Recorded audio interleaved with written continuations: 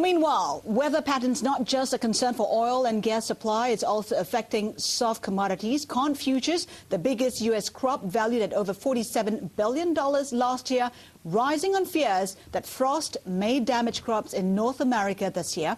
Soybeans also rising on the same concerns. Meanwhile, other crops souring on concerns about a robust economic recovery. Coffee futures dropping as well, capping its longest slide in 8 months, as is sugar, presumably luxury. Well, our guest today, HSBC Private Bank's Arjuna Mahendran. It's time for your say. If you have any questions, do email us your thoughts. And to get us started, here's a thought from a viewer to get us going. Now, as far as soft commodities are concerned, what are you betting on?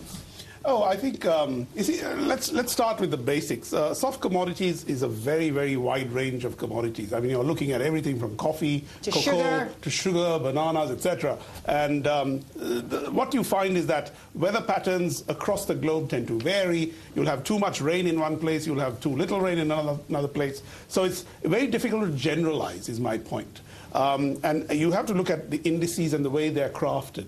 For instance, the Goldman Sachs Commodities Index has an agriculture sub-index which is very widely used, and that has big representation of commodities like sugar, wheat, etc. in the soft commodities Okay, let's basket. get specific then. Sugar, the spike that we saw recently, sustainable or not? Not sustainable, because it was predicated on this drought that we've seen in India in the first 2 months of the monsoon, which started in late June, but now we find that the rainfall is picking up.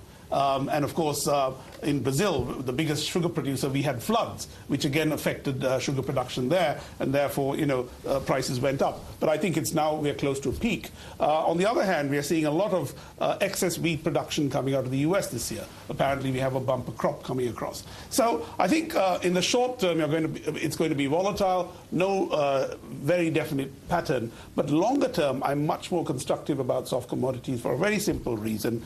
The amount of arable land per capita in the world is shrinking. That's because of urbanization. Big countries like China, India, Indonesia, etc., seeing people move into the cities. So agricultural land is being redeveloped as urban land to accommodate these bigger populations and their need for housing, etc. That's one thing. The second thing is the productivity of grain-producing agricultural land is also coming down. And that's for different reasons. The lack of availability of groundwater, the impact of disease and drought, etc., reducing the per capita output of grains. That's all sorts of things, from corn to wheat to sorghum and maize, etc. So all that is resulting in this gradual denudation in terms of the ability to produce agricultural commodities. But a more important reason is that people are eating more meat.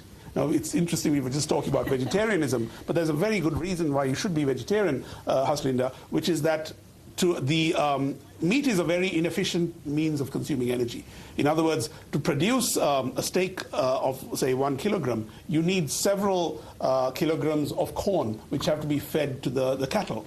Right? And if humans were to consume the corn itself, they would actually get that energy more efficiently than eating the meat. So what's happening is, as more and more people eat meat, the consumption of corn is going up exponentially. And we simply can't sustain this going forward as these huge urbanization phenomenon takes place in the developing countries. Okay, so if we do want to play soft commodities, how do we play it? Well, bearing in mind the long-term scenario that you painted. The best way is to buy a well-managed soft commodities fund. There are several out there. I don't want to name names, but you get ETFs, you get managed funds. All of them, I think, are extremely good proxies for the soft commodities phenomenon. I prefer active managers because I want a manager there who understands which commodities in that whole matrix are moving up, and then he will get me better returns than somebody like an ETF, which is just passive and invested across the whole commodity spectrum. But if you decide you want to invest in a specific soft commodity, what would it be? What would your bet be? Well, right now I think it would be something like corn.